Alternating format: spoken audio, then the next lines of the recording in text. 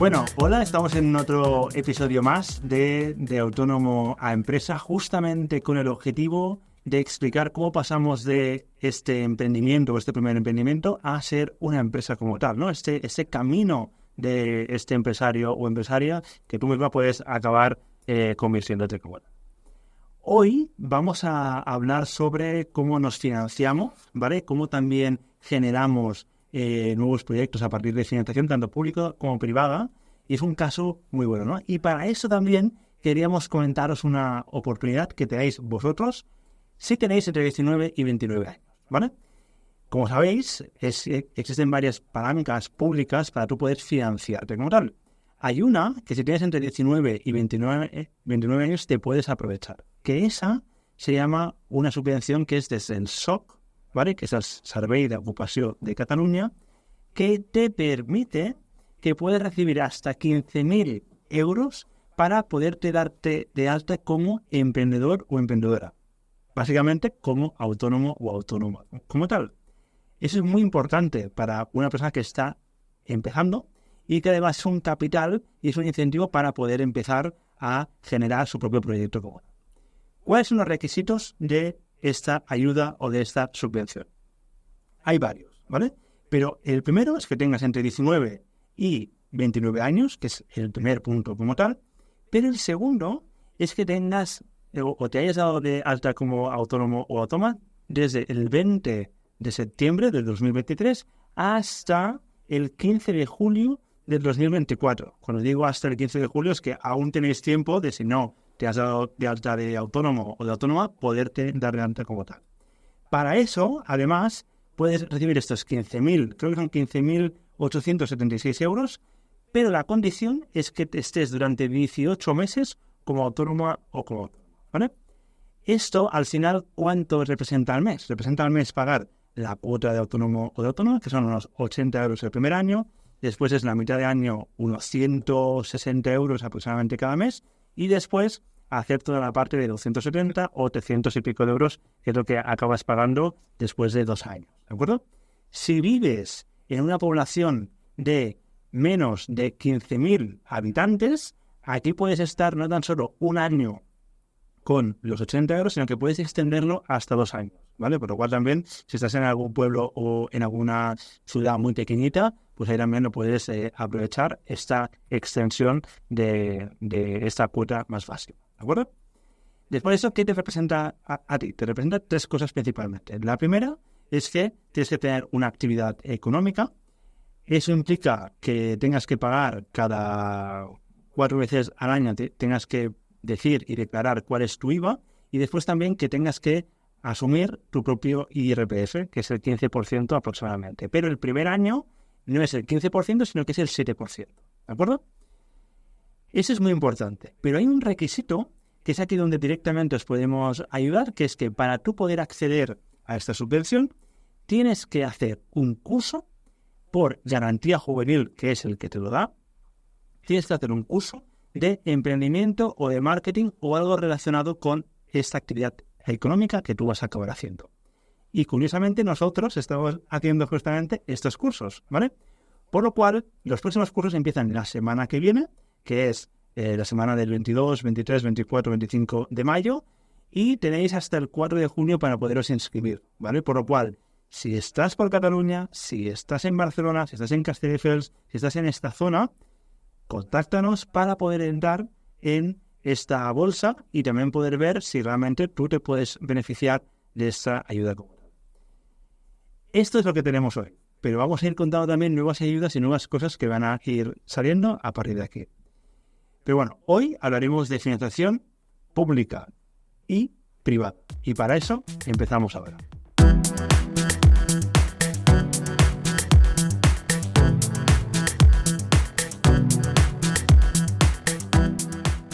Hoy tenemos con nosotros a Julieta Ruiz, ¿no? Sí. Que tiene una startup, ¿no? Que realmente está consiguiendo muchas cosas, pero ahora ya hablaremos de ella como, ¿no? Pero bueno, ¿qué te parece, Julieta? Bueno, primero, bienvenida. Muchas gracias, encantada de estar aquí contigo, te lo agradezco mucho. Bueno, también es un formato que estamos empezando, que nos gusta porque también queremos saber a diferentes casos de emprendedoras y emprendedores que realmente vemos que están en etapas, que estás en el paso, ¿no?, de convertirte en una empresaria, y también queremos entender un poco las dificultades que tienes ahora para también trasladarlas y hacer como un debate sobre esto mismo, ¿no?, que creemos que es bastante interesante, sobre todo para vosotros, ¿no?, y para vosotros. Pero bueno, a ver, explícanos en un tweet, digamos, ¿cómo es la startup y cuál es la startup que hoy en día estás impulsando? Vale, en un tweet yo me llamo Julieta y hago granadas pacíficas, ¿vale? Y yo normalmente paso a explicar que una granada pacífica mantiene la estética y la funcionalidad, pero cambia la activación. Es decir, no activamos una explosión, sino que activamos los mecanismos de la alarma del hogar, pero móvil, contigo siempre.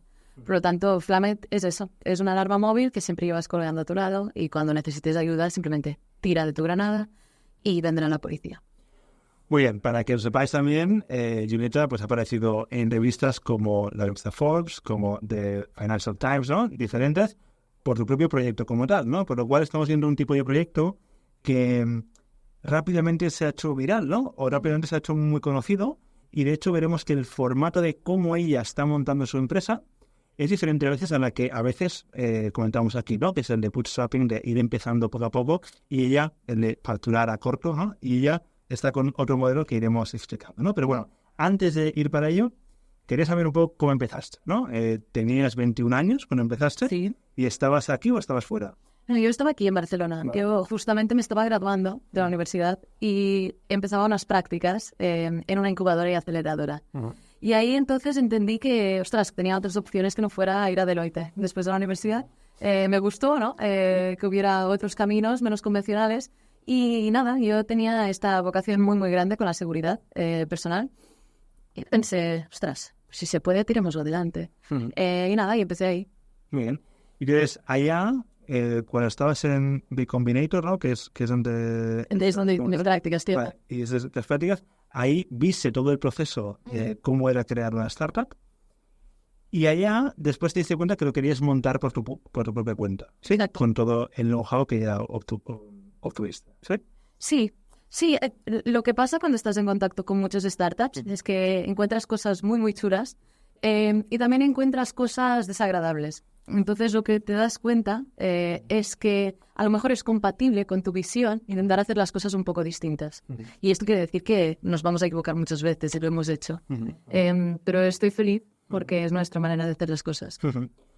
Aquí cuando hablamos de casos, ¿no?, de emprendimiento, solemos explicar casos más de, oye, tú coges, prototipas tu servicio, luego lo empiezas a vender con un cliente, luego esta venta lo que haces es que lo escalas, ¿no? A partir de ahí replicas con otros modelos como tal. Y tu caso no fue tan así, ¿no? Ha sido un modelo diferente, que es más la vía más de startup como tal. Cierto. Entonces, ¿cómo fue este inicio, no? Vale, tienes esa idea, tienes ya este know-how, pero ¿cómo haces para empezar una startup sin haber facturado aún, ¿no? Que es el... Sí, yo te digo, a mí de hecho me hubiera gustado poder hacer un bootstrapping, haber empezado a facturar y testear y validar con mis primeros clientes. ¿Qué pasa? Yo me metí en un mundo que yo no conocía, al no ser ingeniera, que es el mundo del hardware, el software y el firmware. Entonces, desarrollar un dispositivo como Flamite requiere una inversión previa significativa.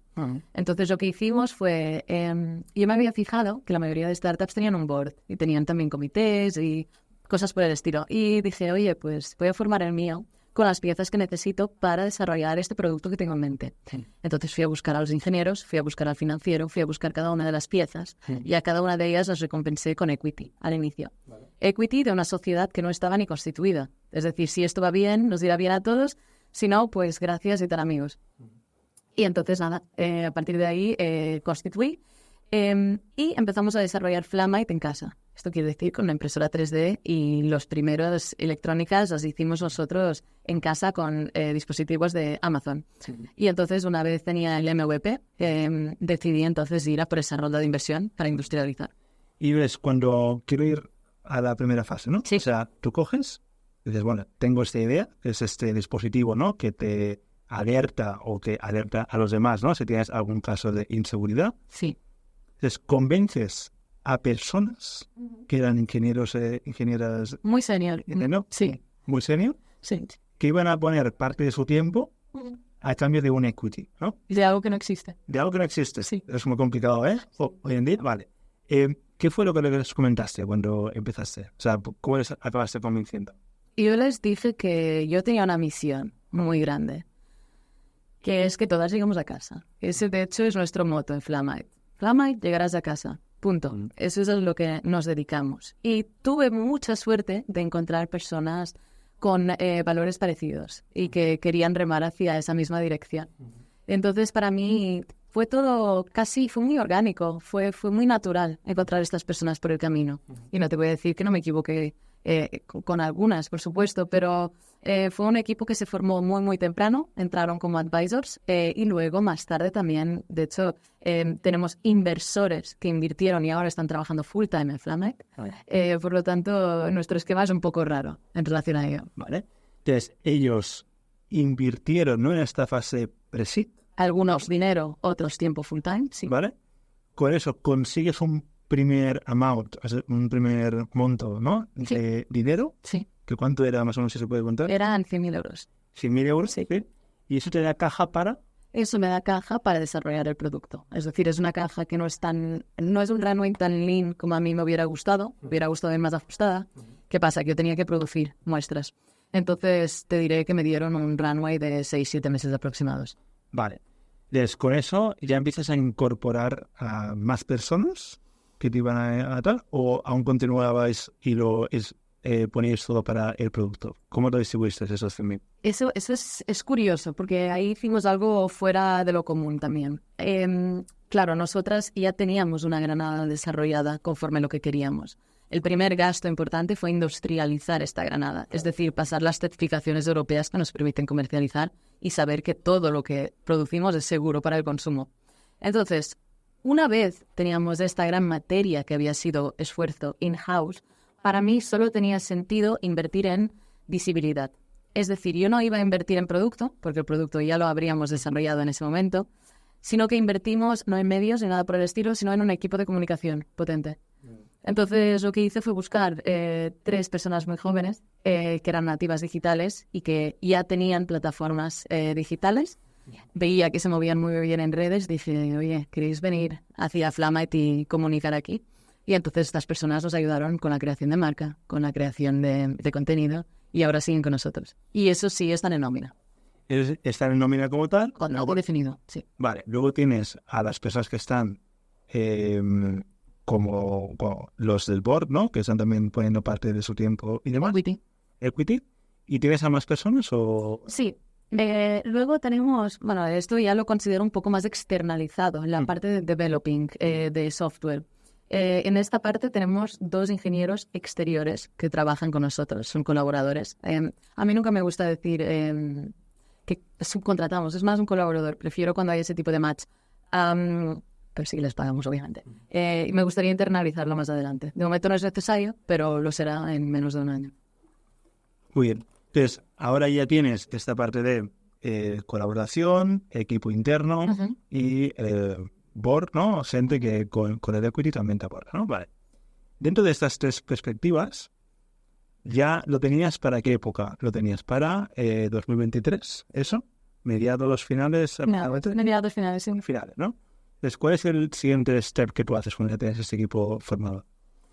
Mira, el siguiente step es... vemos que hay la necesidad, vemos que hay demanda, vemos que hay mucho interés porque orgánicamente estamos recibiendo atención. Vemos que hay empresas que se ponen en contacto con nosotros y nos preguntan cuándo vamos a abrir una línea B2B. Entonces decimos, ostras, aquí hay algo. Y entonces lo que hacemos es un planning ya a gran escala. Y aquí es donde nos encontramos, en nuestra segunda ronda, que de hecho, como hablamos antes, es una primera ronda ampliada, que entonces lo que me permite es entrar en el mercado de manera muy fuerte. Muy bien, entonces, aquí tenemos que entender varias cosas, ¿no? Primero, Vale. que has recibido esos 100.000 euros, ¿no?, para empezar, y ahora esos 100.000 las has alargado Sí, para conseguir un mayor capital. cierto. Vale, entonces, cuando ya lo has alargado y has conseguido este capital, ahora, estratégicamente, decidís alargar esta primera ronda, o sea, no hacer una segunda, sino que alargar la primera. Sí. Explícanos un poco más eso, ¿cómo es? Entonces, yo tenía la posibilidad de cerrar mi primera ronda e ir a por el ENISA siguiente, ¿vale? ¿Qué pasa? Para mí, esa primera ronda no me daba la posibilidad de generar métricas suficientes que justificasen una segunda ronda. Como para mí no tenía sentido ir a buscar una segunda ronda sin métricas que back it up y además sin haber salido al mercado, y también queríamos apostar, en tercer lugar, por una ENISA más grande, lo que decidimos hacer fue, espera, hablamos con nuestros inversores previos y preguntamos si están de acuerdo con, en lugar de cerrar ya, alargar esa ronda a 300. Y eso es lo que hicimos. Alargamos la ronda y entonces pedimos una ENISA más grande al final. Vale, entonces, aquí estamos viendo lo que decíamos, ¿no? De cómo compaginamos la parte privada con la parte pública.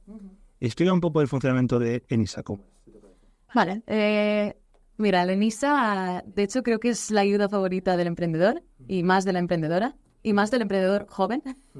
Y es una ayuda que es un préstamo a fondo perdido. ¿Lo he dicho bien? Sí, es un préstamo. Lo he hecho mal. No, bueno, realmente no es a fondo perdido. No. Pero sí que es verdad que Tienes que devolver. Es con un alto riesgo, pero si tu empresa quiebra, no te estás obligado a devolverlo. ¿Vale? Exacto. O sea que por eso se dice que es como a fondo perdido, ¿no? Pero que no es realmente... Yo lo voy a explicar peor que tú, vas. Sí. Seguramente lo voy a explicar peor que tú, pero sí, es eso.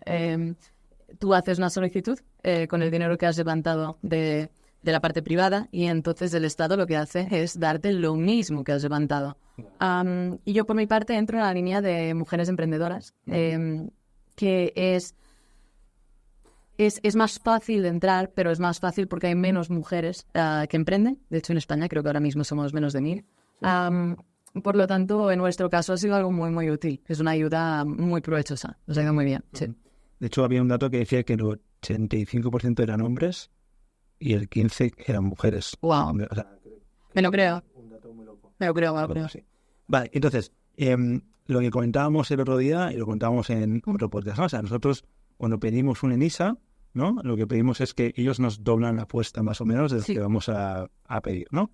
Entonces, eso lo que permite es que tengamos este crédito de más para después nosotros poder utilizarlo y como es a riesgo por parte del Estado, lo que te permite es que si no lo devuelves, pues difícilmente te lo van a... Perdona, ¿no? Correcto, sí, ¿vale? Con lo cual ya se sabe que es para incentivar. O sea, que hay un alto riesgo de que no, pero hay otros que sí que lo devuelven, que será tu caso, como la, ¿no? Porque es para poder continuar mucho tiempo. Sí. Entonces, esto a mí me resulta curioso, ¿no? Porque realmente aún no habéis empezado a facturar, pero ya estáis con ronda de financiación. Sí. Entonces, ¿cómo se explica esto? ¿Por qué puede pasar esto? Mira, esto se explica en ciertas industrias, por ejemplo, tech. En mi caso no es que yo sea deep tech, sino que he ido a adaptar una tecnología que ya existía, que son las alarmas del hogar, a una alarma móvil que siempre esté contigo. Entonces, este tipo de adaptación es muy, muy difícil hacer sin una infraestructura previa. Y fue por ello que me vi casi obligada a ir a por una ronda demasiado pronto. No te diría que fue demasiado pronto por una razón, porque hicimos el producto de bootstrapping totalmente. Y luego entonces fuimos a por ese primer tramo. Y eso nos sirvió para entender muy bien nuestro producto y qué cosas necesitábamos ayuda profesional, en qué partes cojeábamos más. Nos fue muy bien esa fase de producción interna. Y entonces luego ahí vamos a por la ronda para poder sacar esta solución al mercado. Vale, y ahora que ya tenéis esta ronda o lo estáis cerrando, segundo tramo. ¿Cómo estáis planteando este lanzamiento? Porque ahora sí que llega el momento de ponerlo en el mercado, ¿no? Habéis generado mucho ruido, mucho engagement, todo el mundo más o menos ha escuchado de vosotras o de nosotros en algún momento, ¿no? Pero ¿cómo planteáis un lanzamiento así? Mira, hay una parte muy, muy grande que para mí siempre ha sido muy importante, que es el impacto social. Y lo que vais a ver primero en la calle, porque es lo que lanzamos primero, es nuestra aplicación Flamite. Flamite está en iOS y está en Android, sale ahora en junio, y siempre será gratis. Y en esta aplicación tú puedes poner tus 3 contactos de emergencia y siempre que necesites ayuda y pulses el botón de la aplicación, nosotros enviaremos tu localización a tus contactos de emergencia, siempre. ¿Qué es esto? Es un servicio freemium, digamos. Freemium, de hecho, es bastante jerga startup. Y esto lo hacemos porque creemos mucho en la accesibilidad. Y yo lo que quería era una solución que pueda ser integral para cualquier persona, aunque esa persona no me quiera comprar. Por lo tanto, esto lo lanzo con una seguridad básica. Y luego lo que hago es también vender nuestros Flamites y también vender nuestras suscripciones directas a los servicios de emergencia. Es decir, ir complementando un servicio muy, muy básico con aseguranzas de seguridad por encima. Pero realmente lo que yo busco es que lleguemos todos a casa. Por lo tanto, siempre habrá una parte de impacto social gratuita. Muy bien. ¿Este dispositivo tienes una muestra de Sí, claro. dispositivo? Por supuesto. La tengo siempre conmigo. Siempre, siempre. Me acompaña todo el día. Sí, aquí la tienes. Este es Sí. el dispositivo, entonces, ¿cómo funcionaría como tal? Mira, esto es una granada pacífica, ¿vale? Tú en una situación de emergencia simplemente tiras de la anilla, no lo haré porque si no nos echan de aquí, y empiezas a una alarma de 110 decibeles y entonces envío tu GPS a la policía y a tus contactos de emergencia. Muy bien. Una alarma como la del hogar, pero móvil. Pero bueno, muy bien. Vale, entonces, ¿esto cuánto cuesta en el mercado? Esto cuesta 59 $59 o euros. euros, ¿vale? IVA incluido. Y entonces, ¿eso lo vas a hacer todo desde, o sea, por un canal más online o por un canal físico también? ¿Cómo lo vas a hacer esto? Mira, tenemos una estrategia bastante 360, ¿vale? Por una parte estamos en redes sociales y esto es divertido porque no solo hacemos el push a través de nuestras redes Flamite, sino que todos los del equipo también hacemos push a través de nuestros perfiles internos, los perfiles personales. Y esto realmente está funcionando y no lo sabíamos, pero es gracioso. Y además de ello también hacemos un lanzamiento público de físico. Y esto se refiere, por ejemplo, a las pop-ups de los centros comerciales. Hacemos una serie de activaciones que permiten que el usuario, el potencial usuario, lo vea, lo toque, lo sienta y lo escuche sobre todo. Vale, entonces, cuando estás planteando esto, ¿estás también planteando este concepto de comunidad o no? Sí, 100%. Porque lo que yo estoy viendo es que esto quizás es muy para gente muy digital, ¿no? O sea, muy como joven, como tal, ¿no? Y lo que sí que estoy viendo en el mercado es que cuando te vas a un mercado más de B2C, que es un poco este que tú estás haciendo, aunque también puedes empezar con la vertical de B2B, ¿no? Pero si te vas más a la de el B2C, que es la principal, claro, ahí es un poco que se ha cambiado los turnos, ¿no? Antes era más como compites por precio y ya está, ¿no? Y yo pues veo Colacao y quiero Colacao y ya está, ¿no? Y tengo Nesquik o Colacao y veré pues, un poco qué es lo que cuesta más barato y por eso lo haré, ¿no? Que es quizá gente más de 40 para arriba, Sí. que justamente la gente de 40 para abajo no están así, sino que lo que quieren es pertenecer a una comunidad, ¿no? Pertenecer a un movimiento.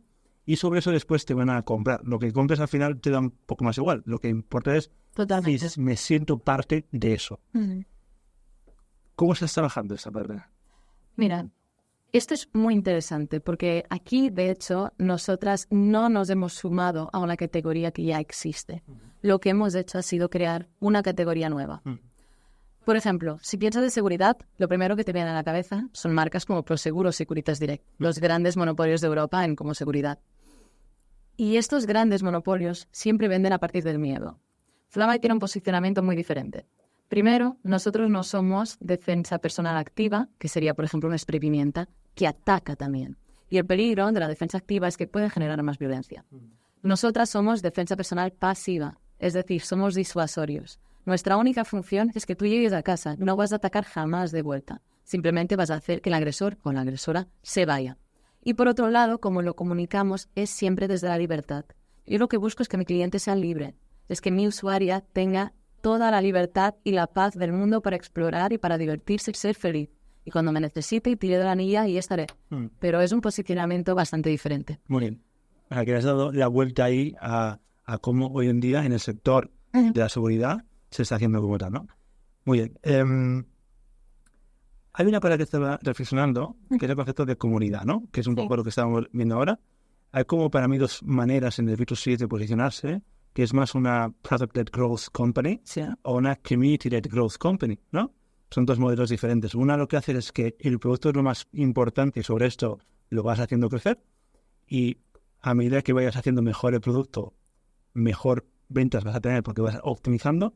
O la otra es más la de Community-led, ¿no? Que es la parte de las comunidades impulsan la propia empresa. O sea, tú tienes una comunidad muy fuerte y eso es la base de cómo esto te va a permitir crecer en el futuro como tal, ¿no?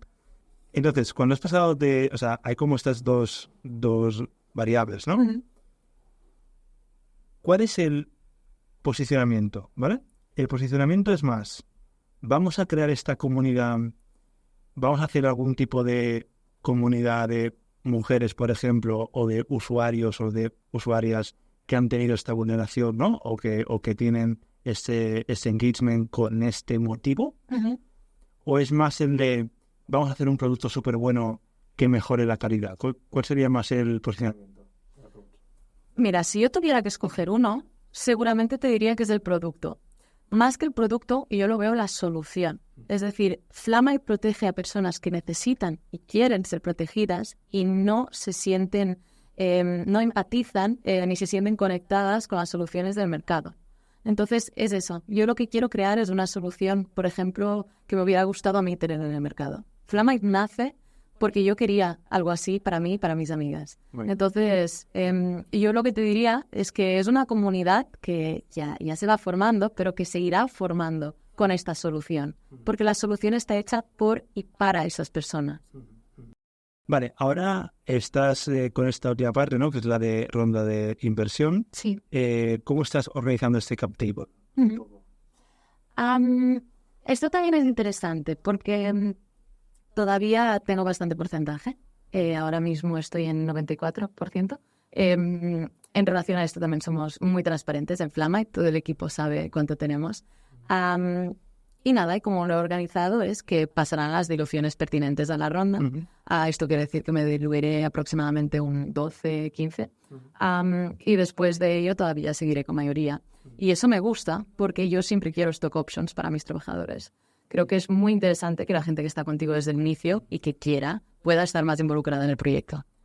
A mí, el producto me recuerda mucho, o sea, siendo de sectores muy diferentes, Sí. al de Tropic Field. ¿Conoces este caso? ¿No? Sí. ¿Habéis planteado, bueno, Tropic Field, para que lo sepáis, es un tipo de, bueno, ahora es más Antes bien, sí. pero es como un tipo de zapatilla, ¿no? Que es como moldeable a muchas situaciones. Te puedes mojar con ella, puedes ir por la tierra y puedes, no sé, volar y cosas así. Entonces, está muy chulo. Y empezaron con una ronda de crowd equity, creo que era, ¿no? En el cual invirtieron como 300.000 o un montón de dinero por crowdfunding, ¿no? Y bueno, fue un gran caso de éxito que ha estado en el mundo hoy en día. Claro, fíjate que ahí lo que se creó también fue esta comunidad súper fuerte y el producto también como tal, ¿no? ¿Habéis pensado en abrir este crowdfunding como tal? Sí, de hecho, al inicio hicimos uno que a mí me sirvió para un gran aprendizaje. Y yo lancé un crowdfunding para Flamite, tenía una maqueta digital del producto y lo dejé ahí a ver qué tal. Me compraron 3 personas, ¿vale? Mi madre, mi abuelo y mi abuela. Entonces me di cuenta de una cosa, que es, se me da mejor convencer a una persona cara a cara de que tiene que acompañarme y de que esto sale adelante si ella se suma, que a una comunidad digital. Es decir, yo tengo 23 años, se me tendría que dar muy bien la parte digital y sin embargo no se me da tan bien. Por lo tanto, para esa parte, eso lo dejo en manos de mi equipo de comunicación, que es excelente. Yo prefiero convencer entonces esas piezas clave cara a cara. Suena mejor. Muy bien. Bueno, también es el rol de GEO, que es un poco Cierto. esta parte tan importante. Pero el mío fue un flop. Mi crowdfunding no funcionó. Muy bien. Bueno, solo como punto, que me parece un buen formato como también para estrategia de venta, ¿eh? Sí. De empezar con 1.000, 2.000, 3.000 unidades, ¿no? Y tal. Muy bien. ¿Cuál es tu mayor dificultad actualmente como CEO? Te diría que las personas. Las personas, sin duda. Es decir, crear la infraestructura tiene lo suyo. Gestionar la infraestructura tiene lo suyo. Pero donde está lo delicado para mí es en las relaciones personales. Es en poder ser amigo, pero también ser una figura que es respetada dentro de una empresa. Que las personas con las que trabajan entiendan esto, que tú tienes un rol muy diferente cuando estás allí y que sin embargo este rol desaparece cuando vamos a tomar un café. Esto para mí es difícil, supongo por mi edad también, a poder separarlo. Y entonces me he encontrado esto, de que lo más difícil es que personalidades muy distintas y perfiles muy distintos convivan, sean felices y además sean súper productivos. Hay una parte que explicamos en otro podcast, Sí. que es el de las fases de crecimiento del autónomo o del empresario o empresaria, ¿no? Sí. Explicábamos que al principio empiezas tú como autónomo o como autónoma, entonces tienes un cierto volumen de facturación, en este caso es diferente. Luego pasa a otra fase, que es cuando ya empiezas a crear más proyectos y ya tienes más clientes. Entonces aquí lo que haces es que empiezas a coger un equipo muy pequeñito que te ayude a ejecutar. Luego tu problema ya no es el de proyectos, sino que es más el problema de cómo tú gestionas el equipo y cómo creas el sistema adecuado para que eso tenga sentido. Sí. Y después de esto, hay un momento que es el típico momento de cuello de botella del autónomo o del empresario o la empresaria, ¿no? ¿Cuándo te conviertes en empresario o empresaria? Te conviertes cuando ya tienes el sistema montado y tú lo que tienes que hacer es ir revisando este sistema como tal y ver que eso sea lo más optimizado posible, ¿no? Y después ya está, pues que tú eres el board o el que aconseja a tu propia empresa. Dentro de estas etapas, ¿en cuál crees que estás tú? Complicado, porque yo creo que lo hicimos todo de manera muy rara, ¿vale? Claro, cuando tienes un producto físico, yo creo que requieres cierta estructura antes, a lo mejor, de tener la posibilidad de tener esta estructura. Y eso mismo se ve justificado por la necesidad de tener que ir a por una ronda tan temprano.